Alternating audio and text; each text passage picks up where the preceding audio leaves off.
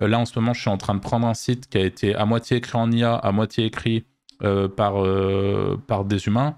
Et là, je suis en train de le faire retaper avec une véritable optimisation sémantique pour appuyer ou non sur ma théorie sur l'optimisation sémantique. Vous pouvez faire le test en direct. Vous allez sur Google, vous tapez des différentes requêtes meilleures quelque chose. Vous allez voir CNews, BFM et d'autres sites de gros médias comme ça qui apparaissent avec des pages. Honnêtement, c'est éclaté ce qu'ils font. C'est éclaté. Sur ton master, enfin ton keyword principal, tu vas mettre du temps à te positionner. Tu vas bugger dans les pages 50, quoi. Enfin, dans la page 5. Et toute ta longue traîne, elle va ranker vite, enfin normalement. Et après, par contre, tu vas prendre une espèce de boost instant sur ton mot-clé principal.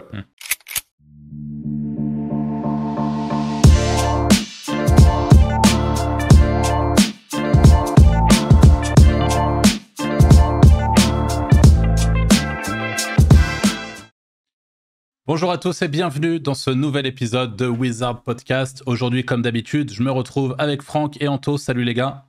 Hello, Salut. hello. Et le sujet du jour d'aujourd'hui, alors il y en a deux, il y en a un seul, mais on n'est pas sûr de l'avoir compris correctement puisqu'il nous a été suggéré sur YouTube. Donc en fait, ce qu'on va faire, c'est qu'on va tout simplement traiter les deux parce qu'on a trouvé que les deux questions étaient assez pertinentes, qu'on a imaginé en tout cas.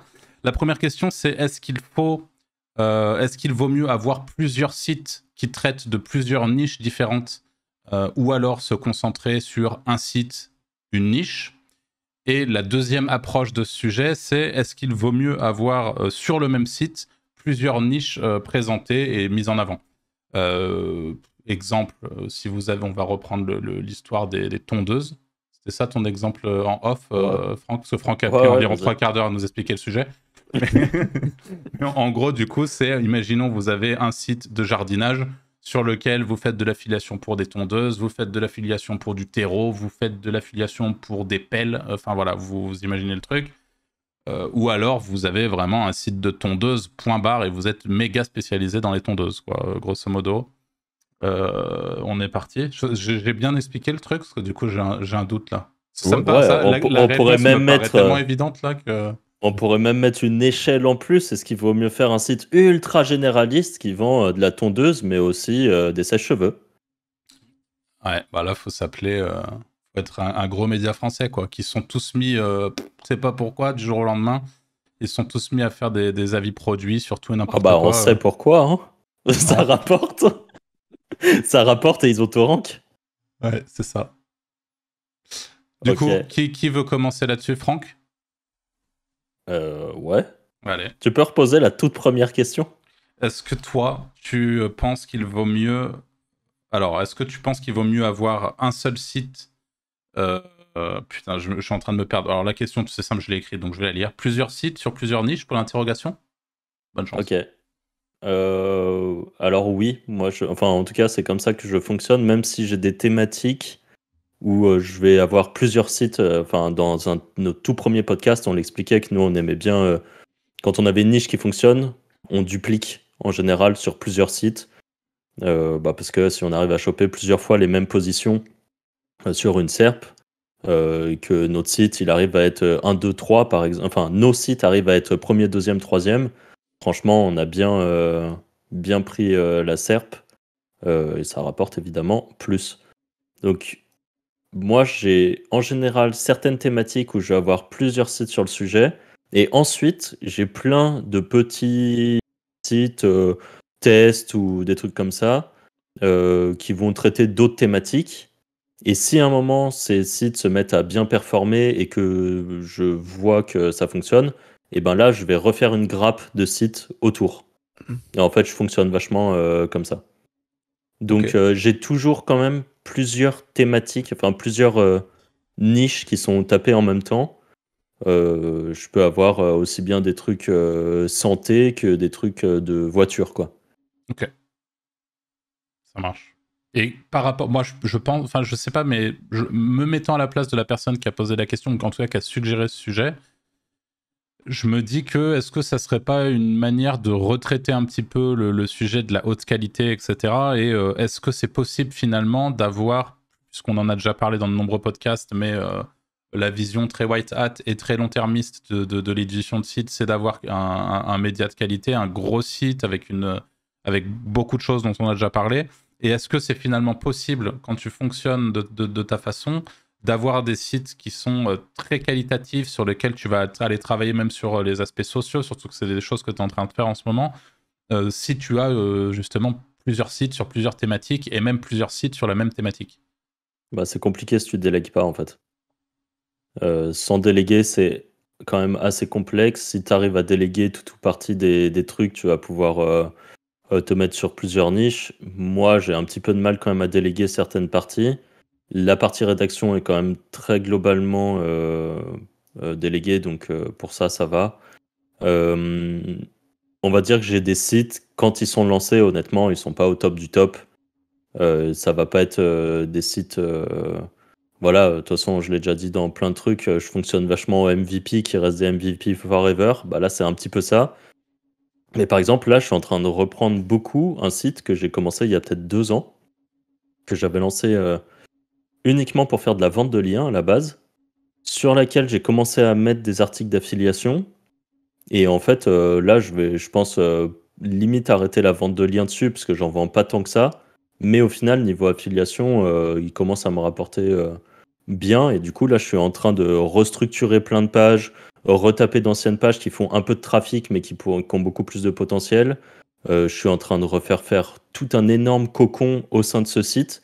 En fait, là, ça y est, il passe un peu le step d'au-dessus. Et si lui fonctionne comme je veux, eh ben, je vais vraiment essayer de le dupliquer. En fait, quand tu as déjà un site qui fonctionne bien, tu as un truc qui est game breaker, qui est tout simplement les mots-clés que tu as dans la Search Console. Et en fait, tu t'enlèves toute une partie de recherche un peu chiante de mots-clés, de qu'est-ce qui vaut le coup d'être travaillé. Et en fait, tu gardes que ton top 50, voire top 100 des articles, et tu fais réécrire que cela, par exemple. Et là, hop, tu peux refaire un site euh, thématisé assez rapidement, où tu sais que tu vas pas perdre du temps avec des requêtes qui valent pas le coup, et ainsi de suite. Ok, c'est intéressant.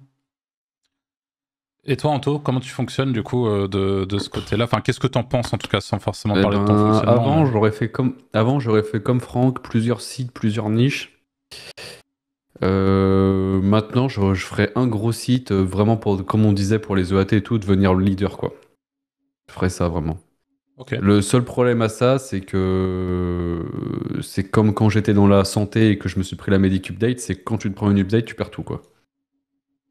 Quand j'étais full santé avec tous les sites de santé, c'est le problème aussi. Quand t'es pas dans plusieurs niches en même temps, quoi. Ouais. Donc, Bah, surtout quand tu es dans des niches à risque au final. Parce que ouais, toi, c'est c'est le ça. cas en fait, tu étais sur une niche à risque. Donc, ouais, c'est quand même bien de diversifier, mais après, la problématique, c'est que tout seul, tu peux pas, en fait. C'est trop de travail. Si vraiment tu veux faire ça bien, c'est trop de travail. À part si tu arrives vraiment à déléguer. Ouais. Et sinon, ouais, non, le mieux, je trouve que c'est tu prends une niche et tu fais plein de sites sur la niche, tu fais un énorme maillage ensemble, enfin, tu fais un truc qui se booste ensemble, enfin, je trouve ça ouf, la force que t'as après, c'est incroyable. Et dès que tu vois en plus, comme disait Franck, dans ta search, tu vois des mots-clés qui arrivent et qui ont des tendances, tu peux vite dupliquer sur tous tes sites et tu prends vite des top 5, enfin, tous tes sites après arrivent dans des top positions, quoi. Pour moi, c'est vraiment ça la meilleure strat. Ok. Ok. Toi, Arthur, tu fais quoi? Bah, moi, aujourd'hui, j'ai plus tendance à faire un peu ce que vous avez dit, c'est-à-dire d'avoir vraiment un gros site. Bon, là, en ce moment, tout le monde, je pense, sait ce que c'est mon gros projet de l'année, là. Et après, en parallèle, avoir d'autres projets sur le côté, sur lesquels je vais porter un peu moins d'intérêt et d'importance, mais ils existent quand même. Généralement, il y a des gens qui s'occupent de ces trucs-là et de les alimenter en contenu, etc. Mais c'est sûr qu'il ne va pas y avoir le même investissement. On en a parlé dans le podcast qui, justement, explique comment faire en sorte de ne pas avoir son site d'affiliation qui meurt en 4 ans.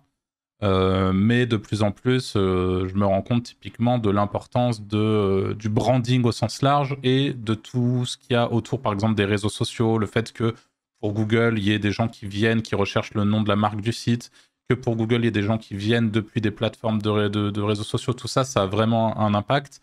Et c'est, en tout cas, on le suppose, ce qui fait qu'un site va vraiment rester périn dans le temps et va passer cette barrière qu'on imagine nous à 4 ans, mais où il y a un moment où, si vous voulez, l'anomalie s'arrête et Google vous fait retomber dans le néant. Et je pense que ce qui counter ça, c'est justement le fait d'avoir tout ça en parallèle. Seulement, comme l'a dit Anto, avoir tout ça, ça représente beaucoup de temps, beaucoup de travail. Donc c'est impossible. Enfin, impossible. Ça peut être délégué, mais là, pour le coup, il y a vraiment intérêt d'avoir... une niche qui rapporte déjà aussi. Tu peux pas le faire sur toute une niche. Déjà pour commencer, ouais. Et puis après, des gens qui sont bien formés, bien efficaces, des gens qui potentiellement, s'il y a besoin de réseaux sociaux, soit d'avoir des réseaux sociaux qui sont alimentés par quelqu'un d'autre et qu'on n'ait pas besoin d'avoir l'image de quelqu'un, etc. Soit carrément avoir quelqu'un qui prête son image à un site. Enfin, il y a tous ces trucs-là qui rentrent en jeu. Donc on est quand même sur des problématiques assez solides. Donc moi, ce que j'ai tendance à faire aujourd'hui, c'est mon main projet et en parallèle, plein de petits sites. Alors j'ai mes sites de vente de liens, j'ai mes sites de recherche et développement. Là en ce moment, je suis en train... Enfin, ce que j'appelle des sites de recherche en développement, c'est des sites où je fais plein de tests. Là, en ce moment, je suis en train de prendre un site qui a été à moitié écrit en IA, à moitié écrit par des humains, complètement. Et là, je suis en train de le faire retaper avec une véritable optimisation sémantique pour appuyer ou non sur ma théorie sur l'optimisation sémantique. Moi, d'emblée, j'ai plutôt tendance à vraiment être un client de l'optimisation sémantique. Donc, pour tous ceux qui se demandent ce que c'est le fait d'optimiser son contenu par rapport à des outils tels que Your Text Guru ou Surfer SEO, par exemple. Il y en a d'autres. Et là, en ce moment, je suis en train de tester un troisième outil et je vais essayer de voir s'il est fonctionnel, s'il marche bien. Et voilà, donc j'ai tous ces sites-là, j'ai tous ces projets-là en parallèle. Donc tout ça, c'est pareil, c'est des tests qui sont délégués complètement. Mais du coup, mon temps à moi, il va vraiment se concentrer sur un site. Donc, mais je rejoins par contre complètement Anto sur le fait que c'est un peu flippant parallèlement, parce que si en effet il y a le moindre souci sur ce site en question, il y a tout perdu, quoi. C'est pas l'avantage aussi de l'édition, en tout cas tel qu'on l'a connu pendant des années, c'est le fait de pouvoir un peu se diversifier, même au sein d'une même niche, d'avoir plusieurs sites en permanence et tout, et de pouvoir du coup rebondir sans trop souffrir quand il y a une pénalité ou une sanction qui tombe de la part de Google.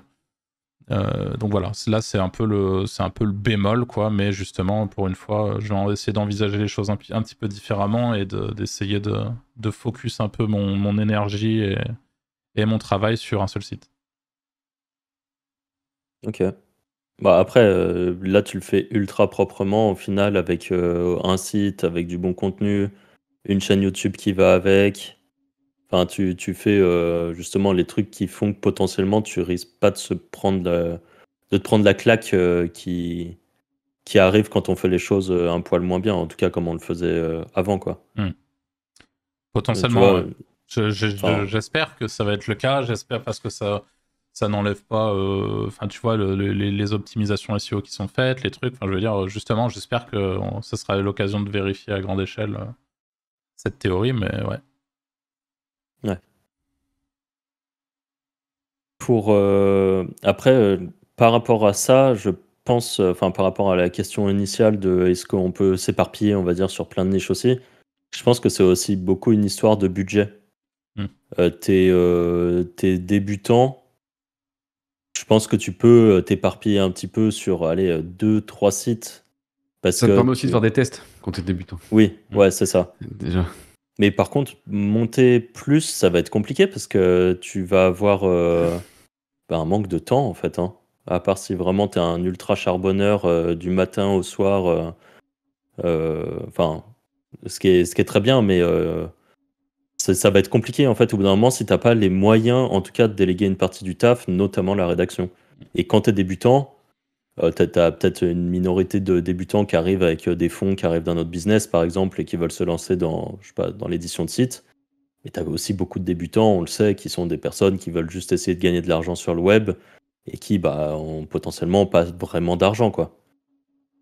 Et là tu vas assez rapidement être bloqué soit par ton temps que tu peux investir dans tes sites, soit tout simplement par l'argent qui va te permettre de déléguer.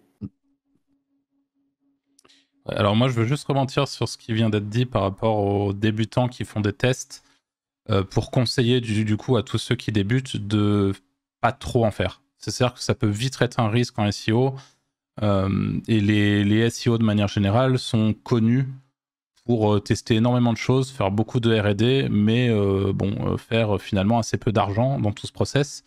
Et on peut vite se perdre si j'en parle, c'est vraiment parce que là, typiquement, l'année que je viens de passer, j'y ai pris beaucoup de plaisir, mais je n'ai pas cessé de faire de la R&D. J'ai monté des sites en boucle, j'ai testé l'IA, je l'ai retourné dans tous les sens. J'ai fait énormément de tests et du coup, je ne me suis pas focus sur des sites rentables, etc. Parce que pour être tout à fait franc, ce n'était pas mon objectif. Et encore une fois, j'y ai pris énormément de plaisir et je pense que c'est bien, en tout cas, d'avoir vraiment conscience de ça, d'avoir conscience que faire des tests, c'est chouette.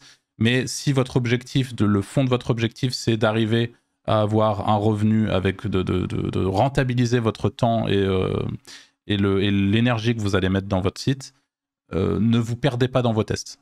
Essayez vraiment le plus possible de monétiser. Les gens nous demandent quand est-ce que je mets la monétisation. C'est pareil, mettez-la direct. Moi, je suis un spécialiste. Je vous dis ça parce qu'encore une fois, je suis le spécialiste de ça. Je mets en place, il y a des gens, je vais leur dire, ok, vous allez me faire un contenu là-dessus, etc. On se positionne là-dessus, tac, je refais prendre le contenu, je m'assure qu'il rentre, je link le contenu, j'investis du temps, de l'argent, le temps des gens, je sous-traite énormément de choses pour pouvoir me positionner sur un contenu. J'ai mon contenu en première page, il n'est pas monétisé, il n'y a pas le lien d'affiliation. Et je vous dis ça, je sais pertinemment que là, c'est le cas pour au moins 5 articles que j'ai fait ce mois-ci. Je suis première page, je n'ai pas mis le lien d'affiliation. Pourquoi ? Parce que ça me fait chier d'aller m'inscrire sur la plateforme. Je me dis, je le ferai demain, je le fais jamais. Là, mon truc, il est en ligne et il n'y a pas de lien. Et en fait, mettez votre lien d'affiliation dès que le contenu il est publié. Faites ce que je dis, pas ce que je fais. Mais c'est super important parce que si vous travaillez, en fait, vous allez avoir peut-être des fois, on a aussi des coups de chance où vous allez avoir 3 personnes qui sont passées sur la page, boum, miracle, il y a quelqu'un qui a pris votre produit en affiliation et vous prenez 30 balles de commission. Et en fait, rien que ça va vous mettre un énorme coup de boost en mode ouais, c'est possible, allons-y. Enfin, encore une fois, n'attendez pas, faites les choses rapidement et ne faites pas trop de tests qui ne sont pas corrélés avec un gain d'argent concret. Et encore une fois, je sais de quoi je parle. Alors, parallèlement, n'hésitez pas à en faire aussi quelques-uns, parce que c'est important de vous faire vos propres armes, de tester des choses. N'hésitez pas non plus à croiser les tests. Typiquement, je sais qu'avec quelques amis, Franck et Anto y compris, on a un Discord un peu plus privé où généralement on fait des tests et on s'assure de ne pas faire les mêmes. Enfin, vous voyez, si jamais il y a un tel qui est en train de faire un test sur une particularité de l'IA par exemple, ou un test avec peu importe, eh ben on va juste prendre les résultats du test et puis en faire un autre en parallèle et on va s'échanger, etc. Essayer de trouver des endroits où vous pouvez échanger sur ces choses-là aussi pour pouvoir accélérer votre prise de connaissances, etc. Enfin voilà, mais ne vous perdez pas trop dans la recherche et le développement, c'est mon petit conseil. Et juste pour rebondir ça très brièvement, concrètement, t'es débutant, en effet, ne pars pas sur des tonnes de tests et tout. Tu fais la recette de base du SEO qui marche tout le temps, qui est du bon contenu, des liens, de la régularité, et c'est tout. Voilà. Tu fais un article par jour, un lien par jour. Voilà. Ouais, toi, t'es un forceur. Dans un an. Bah, un lien, par jour. Ouais, voilà. Ouais. Non, mais pas un lien. Genre, quand je dis un lien, ça peut être n'importe quoi. Tu vois, un lien sur un annuaire, sur un web profil, même un nofollow, t'en bats les couilles, tu vois. Un truc naturel. Tu fais un lien par jour, un contenu par jour. Tu verras dans un an, ça marche. Pas besoin d'inventer la roue. Hein. Ah, bah, c'est ça. Ouais, mais attention pour ceux qui nous écoutent. Parce que là, on vient de faire un épisode sur GPT-4 et tout, et je pense qu'il y a pour beaucoup de gens qui débutent le web, c'est très, très compliqué aujourd'hui de s'imaginer rédiger du contenu sans se faire assister par l'IA.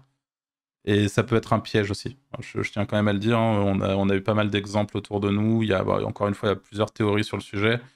Il y a plusieurs manières de faire du contenu IA aussi, mais typiquement, là vous vous dites, ah bah c'est super, Franck il vient de nous dire qu'il suffisait de faire un article par jour, donc je vais prendre ChatGPT, je vais lui dire fais-moi un article sur ça par jour, et je vais faire un lien comme m'a dit Anto. Alors il y a des chances que vous ayez quelques clics, etc., mais sur le très long terme, je doute fort que vous ayez des résultats conséquents. Quoi. Je rajouterais juste, si tu veux faire les choses encore mieux, tu fais une vidéo en plus par jour. Ouais, en effet. Voilà. Voilà. Et Là, tout c'est ça sûr que fait ça marche. de façon bien, en fait. Parce qu'en Ouais. effet, c'est pas faire du contenu pour faire du contenu. C'est faire du bon contenu. Mais honnêtement, la recette du SEO de base, la vraie recette, c'est très simple. Tout le reste qui vient se rajouter par-dessus, c'est quand tu as déjà quelques années dans le domaine et que tu es un peu à la recherche des nouveaux trucs. Mais en fait, même, tu vois, il y a des gens qui suivent le protocole, la recette de base depuis des années et qui pondent site sur site sur site sur site. Et on en a beaucoup des Ça, exemples des mecs ouais, qui tiennent des positions avec des sites, tu te demandes comment ils font, quoi. bah Et ouais, juste parce qu'ils font le contenu humain, puis voilà, point final. Hein. Enfin, la recette de base. ouais, c'est ça. Mm. Et après, pour peut-être clôturer vite fait sur ça, pour parler des débutants, mais en fait, beaucoup de débutants ont le syndrome de l'objet brillant, qui est d'être toujours à la recherche du nouveau truc qui va permettre d'être riche. Et c'est pas vraiment comme ça que ça fonctionne. Oui, encore une fois, de temps en temps, il y a des contre-exemples de personnes qui vont se dire aujourd'hui, je sais pas, j'étais dans l'affiliation. Euh, j'ai entendu parler d'un truc révolutionnaire avec les réseaux sociaux, monter une agence SMMA, qu'importe le truc, et qui vont réussir à exploser avec ça. Mais en fait, ça, c'est une minorité. Il y a des gens, ils passent leur temps à sauter d'un truc à un autre. Donc, un jour, ils ont fait de l'édition de site pendant 3 mois, mais 3 mois, clairement, tu peux pas faire de résultats. Ensuite, ils se sont dit, c'est pas grave, je vais me mettre à fond sur TikTok. Pendant 3 mois, ils sont sur TikTok, mais ils n'ont pas réussi à percer. Donc ils disent, bah c'est pas grave, je vais lancer une agence SMMA pour surfer sur le fait que j'ai fait un peu de TikTok. Mais en fait, ils trouvent pas de clients dès les 3 premiers mois, donc ils abandonnent. Et ils sont tout le temps en recherche perpétuelle d'un truc. Mm. Au final, tu t'arrêtes sur un sujet qui te tient à cœur, que t'aimes bien, où tu te dis qu'il y a un potentiel, et tu le bosses pendant 1 an. Et honnêtement... c'est voilà, je pense que c'est la recette un peu de tous ces trucs et c'est le fonctionnement de la vie quoi. Il y a beaucoup de trucs comme ça. Voilà, fin de la parenthèse philosophique. Et du coup, la deuxième question du podcast, c'est qu'est-ce que vous pensez du fait de mettre plusieurs niches sur un même site? Alors ça, en fait moi ça c'est la première question, c'est celle que j'avais vraiment compris, c'était celle-ci, donc du coup j'avais préparé une réponse pour ça. Personnellement, je trouve que ça peut être bien. En fait, c'est en fonction de ton budget et en fonction de l'autorité de ton site. Plus ton site va être gros, imaginons tu as un site de sport. Tu prends un site de sport, tant qu'il est petit, ça va être compliqué par exemple de te positionner sur les meilleures cages à squat. Alors que si tu as un site qui s'appelle cageasquat.fr, que tu traites de toutes les cages à squat qui existent, eh ben il y a de fortes chances que même sans trop de liens, tu arrives à positionner pas mal de reviews, pas mal de meilleures cages à squat, blablabla, parce que tu auras un volume, on va parler de sémantique, mais en gros, tu as un volume de contenu énorme sur ton site qui traite toujours d'un sujet. Donc tu deviens l'expert numéro 1 de la cage à squat parce que c'est toi qui en parles le mieux et qui surtout a un site qui est tellement dédié à ça que tu vas ranker. Mais si tu as un assez gros budget, on va dire lien par exemple, et que tu as un peu de temps, tu peux lancer un site de sport en général. Et dedans, tu vas faire plein de petits cocons, on va dire. Un cocon, les meilleures cages à squat. En dessous, des reviews de cages à squat. À côté, tu vas avoir, je sais pas moi, les meilleurs haltères. Hop, tu fais un cocon, les meilleurs haltères, des reviews d'haltères, avec à chaque fois évidemment du contenu informationnel, genre quel type d'haltère choisir. Enfin bref, je connais pas forcément le sujet à fond, mais voilà. Et du coup, tu as une thématique globale et plein de micro-niches dedans qui seront segmentées par petits cocons. Et après, tu as encore le niveau d'au-dessus où tu t'appelles CNews ou BFM ou qu'importe le truc, où ton site, il a une autorité telle que, à la base, tu as un site d'information et que si tu as envie de mettre une review sur les meilleurs compléments alimentaires pour blablabla, eh ben, tu vas ranker dessus parce qu'en fait, Google apporte une autorité telle à ton sujet que même si ton article, parce que tapez des requêtes, en fait là vous pouvez faire le test en direct, vous allez sur Google, vous tapez des différentes requêtes meilleures quelque chose, vous allez voir CNews, BFM et d'autres sites de gros médias comme ça qui apparaissent avec des pages. Honnêtement, c'est éclaté ce qu'ils font. C'est éclaté. C'est un vieux top avec un tout petit peu de contenu, mais en fait Google leur apporte du crédit parce que ils ont une quantité de RD qui est tellement énorme qu'ils pourraient faire n'importe quoi et que ça va ranker. Ou même peut-être aller voir les choses légèrement différemment. On peut aussi, là tu as parlé de RD, moi je pense qu'on peut de plus en plus parler de mots-clés positionnés aussi. Oui, aussi, ouais. sur ce type de truc, où typiquement tu as parlé de sites de niche sur la thématique sport. Si plus le mot-clé a un volume important, plus le mot-clé est inaccessible, plus dans l'idée il va falloir positionner des mots-clés autour de cette thématique au sein de votre site. Et plus potentiellement Google vous fera monter sur des mots-clés plus difficiles, quoi. Bah ça a fonctionné en mode cocon, quoi. Ouais. Qui était, moi, pas du tout un truc que j'appliquais avant, les cocons. Parce que il y a quelques années, je trouvais que c'était une tendance qui était en train d'arriver. Bah, c'est encore une fois, c'est Bourrelli qui était précurseur du truc. Honnêtement, moi, au début, j'étais pas trop croyant de ce qu'il proposait. Et avec le recul, il avait complètement raison. Je pense juste qu'il était trop en avance, parce qu'à l'époque, on pouvait encore ranker de façon dégueulasse. Enfin, de façon dégueulasse, c'est vite dit, mais il y avait plein de thématiques, moi, où je rankais plein de types d'affiliations. Voilà, j'avais pas besoin de faire tout ça, et du coup, je me disais, pourquoi je m'embêterais à faire des cocons alors que j'en ai pas besoin? Pour autant, ça se trouve, mes sites qui, depuis, sont fait pénaliser ou des trucs comme ça, peut-être qu'ils seraient toujours là, hein, je sais pas. Et clairement, il était précurseur là-dessus, et aujourd'hui, je fonctionne de plus en plus comme ça. Et ça marche?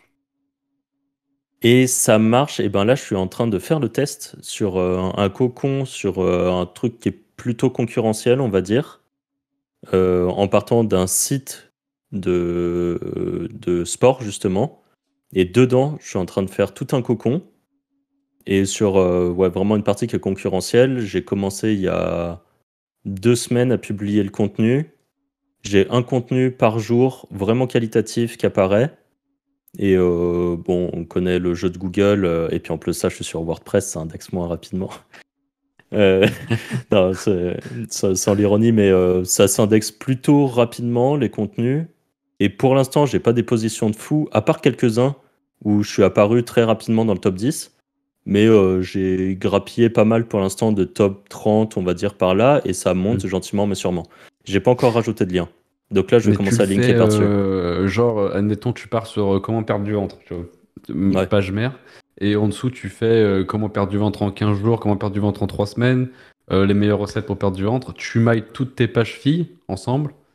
Ouais, beaucoup. En gros, j'ai toutes les pages filles qui remontent aussi. Voilà, et à chaque fois, tu fais un lien comme ça dans ce sens-là, et toutes celles-là se linkent ensemble. Ok. C'est ça. Et après, en page, je respecte un ratio, mais honnêtement, c'est un peu pipeau de dire ça. C'est juste que moi, je fonctionne comme ça. Mais à peu près, disons que si j'ai un article de 1000 mots, je vais avoir 5 liens internes. En gros, je respecte à peu près un lien interne pour 200 mots. Mais et pourquoi je fais ça, je sais pas. Elles sont linkées de nulle part, à part de ta page mère, quoi, en fait. Alors, non, au tout début, quand même, j'ai pris d'autres pages, notamment des pages, parce que c'était un site de vente de liens à la base. Donc, il y a des gens qui m'ont acheté des liens. Et depuis ces articles, qui sont assez thématisés, j'ai commencé à faire du lien interne quand même sur les pages filles. Donc, pour commencer à les push. C'est sûr que ça biaise un peu le test du cocon. Ouais, mais je pense que c'est bien de ne pas le rendre aussi étanche qu'avant. Je pense que... Il me semble qu'il le disait il n'y a pas très longtemps que lui-même, il a fait évoluer son truc. Et je pense que de le rendre moins étanche comme avant, je pense que c'est un peu mieux. C'est un peu plus naturel aussi, je trouve. Bah, c'est ça. Moi, j'essaie quand même de garder un côté naturel. Pour reprendre ton exemple, genre de perdre du ventre, si j'ai un article qui parlerait de, je sais pas moi, perdre les poignées d'amour, et ben je ferai en sorte de pouvoir caler un lien interne quand même là-dedans. Ça serait dommage de pas en profiter en fait.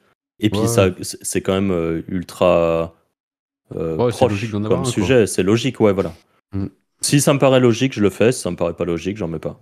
Ouais. Ok. Alors, moi, j'ai 2 petites questions en complément de ce que tu viens de dire, Franck. Déjà, comment tu fais pour ton maillage interne, enfin, quand tu es sur ton contenu, pour décider, tu t'as dit que tu mettais à peu près un lien interne tous les 200 mots. C'est toi qui décides sur le moment quand tu es sur le contenu, tu rajoutes un petit truc pour intégrer le lien ou... En fait, je fonctionne avec une page mère qui a aussi beaucoup de liens vers les pages filles. Et du coup, j'ai toujours cet onglet qui est ouvert. Je l'automatise pas du tout, mes liens internes. J'ai quand même acheté Link Whisper. Mais en fait, je sais pas, ça m'énerve ce plugin, je l'aime pas. Donc je l'utilise pas. Donc j'ai toujours cette page qui est ouverte. Et après, dans mon contenu, bah si à un moment, j'ai quand même quelque chose qui est très connexe entre 2 articles, de façon un peu logique, je vais le faire. Et quand je dis que je respecte cette histoire de 200 mots pour un lien interne, c'est pas 100% vrai. bien sûr, Parfois, il y a des articles où il va y avoir un peu plus de liens internes parce que c'est logique de le faire. Il y en a d'autres où il y en aura moins parce que j'ai pas trouvé de façon d'intégrer proprement mon lien interne. Donc, soit quand c'est comme ça, je rajoute une petite phrase à un endroit où ça passerait bien et comme ça, hop, je peux mettre mon lien interne si j'en ai envie. Et aussi, je link un poil plus certaines pages qui sont des pages filles, mais où je sais que le potentiel est plus important. Notamment, j'utilise Ahref. Et si le volume de mots qui sont tapés mensuellement par les utilisateurs est quand même assez costaud, je vais essayer d'envoyer un peu plus de liens internes là-dessus, parce que c'est une page que j'ai vraiment envie d'aller faire ranker. Mais tu le fais un peu à vue de nez, quoi. Mais je le fais à vue de nez, il n'y a rien d'automatisé. Et ouais, je fonctionne encore en mode artisan, quoi. Deuxième question, là c'est pour vous deux cette fois-ci. Tu parlais tout à l'heure, tu as évoqué les EMD Exact Match Domain, donc le fait d'avoir un URL, enfin l'URL de son site internet qui reprend les mots-clés de sa requête cible. EMD ou pas EMD? Pour moi, pour un site... Dépend le projet. Ouais, dépend le projet, mais pour moi, un site mononiche ultra thématisé, si je peux avoir tondeuse.fr et que je parle de tondeuse, honnêtement, je le prends. Hein. Je vais pas commencer à me dire, faut que je brande absolument et tout. Ça, c'est... Enfin, honnêtement, ce serait dommage de s'en passer, je pense. Ok. Le seul problème de prendre les EMD, c'est que tu peux pas faire grossir ton site, quoi. Enfin, c'est plus compliqué. Ouais.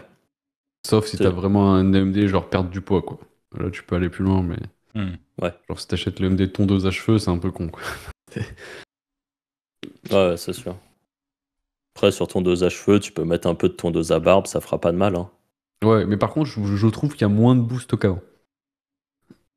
Ça, moi, je n'ai pas testé depuis très longtemps. Je peux pas dire. Je trouve aussi que tu mets beaucoup plus de temps à prendre ton mot-clé principal. Genre, je sais pas, tondeuse à cheveux, j'ai l'impression que tu mets beaucoup plus de temps à te positionner sur tondeuse à cheveux si t'as un EMD qu'une page. C'est un peu bizarre, mais j'ai l'impression. Par contre, après, une fois que... C'est un peu comme si Google, il a compris que ta marque, c'est tondeuse à cheveux. Par contre, après, tu montes d'un coup. Je sais pas, c'est un peu bizarre. Comme s'il y avait un espèce de filtre. Enfin, sous les tests que j'ai fait, j'ai cette impression-là. Ok. Donc, reprenons l'exemple, j'ai tondeusecheveux.fr. Là où avant... en fait, sur ton master, enfin ton keyword principal, tu vas mettre du temps à te positionner. Tu vas bugger dans les pages 50, quoi. Enfin, dans la page 5. Et toute ta longue traîne, elle va ranker vite, enfin normalement. Et après, par contre, tu vas prendre une espèce de boost instant sur ton mot-clé principal. Est-ce que ça revient pas finalement à ce que je disais tout à l'heure? C'est-à-dire les mots-clés connexes qui se positionnent et donc du coup qui permettent de te faire... Peut-être, ouais. Mais j'ai cette impression-là sur les EMD que... Enfin, t'as pas cet effet de boost comme avant où vraiment tu prends le EMD et d'un coup tu montes très vite, quoi. Ouais. Ok. Voilà. Ok, et même si... Parce que là, tu as l'air de dire, c'est si on fonctionne avec un peu comme on fonctionnait avant, par exemple, ta tondeuse à cheveux en EMD, avant, il y avait quand même le meilleur tondeuse à cheveux qui était sur la homepage. Et est-ce que si là, ta homepage est un peu une petite page avec les derniers articles, pas du tout avec une optique de ranking, moi, mais que tu fais le slash... Les tests que j'ai fait, j'ai fait comme avant. Ah ouais, ok. Donc je peux pas te dire. Ça marche. Ça vaut le coup de tester, à mon avis. Voir si c'est vrai. pas une histoire de homepage versus page, tout simplement. Ouais, c'est vrai, ça se trouve, c'est juste ça. Ouais. Voilà. Ok. Et toi, Arthur, tu fonctionnes comment par rapport à ça? Toi, tu partirais sur des sites multiniches ou mononiches je sais que t'as des sites d'affi qui sont en cours de. Enfin, qui avancent petit à petit. Ouais, moi, globalement, branding, donc multiniche. Ok. Euh, Moi, je considère que c'est possible. Alors, je suis complètement d'accord avec tout ce que vous avez dit, donc je ne vais pas le répéter, mais sur le côté. La construction de l'autorité d'un site, le fait justement qu'il se positionne sur de nombreux mots-clés, etc. Et je suis assez persuadé qu'on peut aller chercher plusieurs niches avec le même site, à condition, bien sûr, comme ça vient d'être dit, de ne pas avoir un EMD tondeuse acheveuse pour se positionner sur des volants custom de voitures, quoi. Mais c'est juste cette logique-là à respecter, mais au-delà de ça, je pense qu'il y Après, a... faut pas aller trop loin non plus de ta thématique, quoi.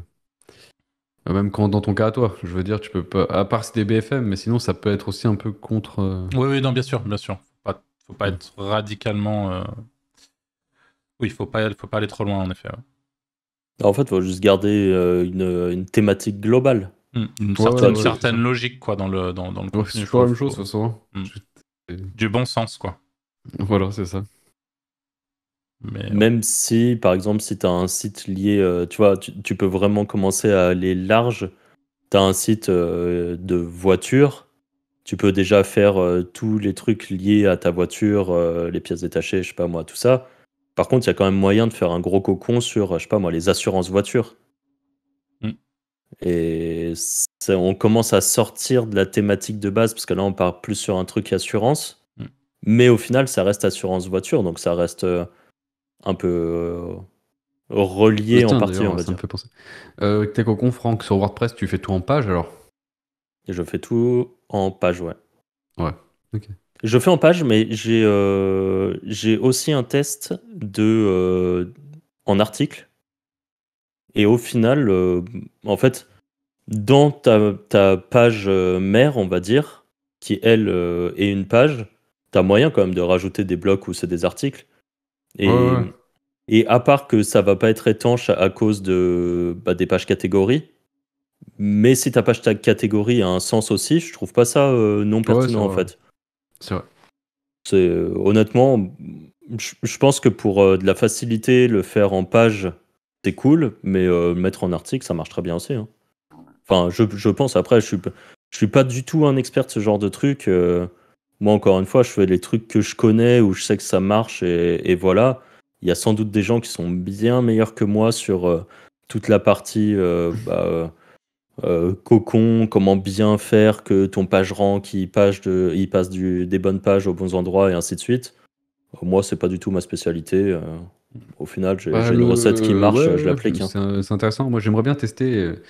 Et même carrément, je voulais une fois faire garder mon mind map à côté parce que parfois tu te perds. Enfin, vraiment faire un truc Ouais, chirurgical, tu vois. Vraiment, cette page, elle link que cette page et tout, tu vois. ouais, ça, je dois avouer que j'avais commencé à le faire En vrai, c'est et bien, je l'ai pas appliqué. Oh, c'était hein. En trop vrai, c'est même compliqué. obligatoire.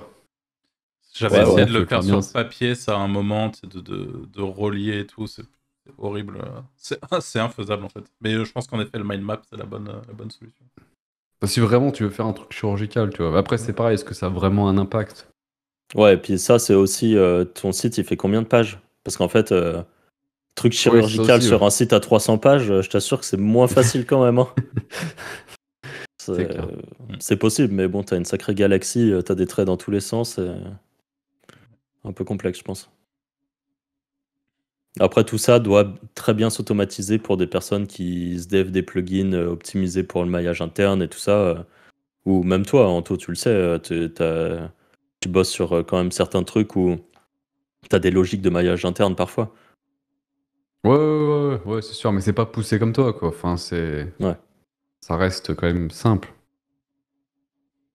Puis sur le local, c'est toujours la même chose. T'as pas trop de. L'avantage du local, c'est que t'as pas trop de différence. Enfin, c'est toujours à peu près le même maillage, quoi. ouais, ouais, C'est toujours le même département sur la même ville. ouais, c'est Sans vrai. mots-clés d'avant qui changent, quoi. Mm. Ouais. Ok, je pense qu'on a fait le tour du sujet.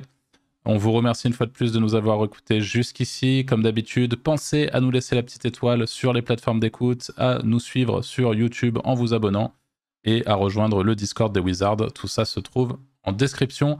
On vous dit à la semaine prochaine pour un prochain épisode. Salut! Ciao, ciao. Salut!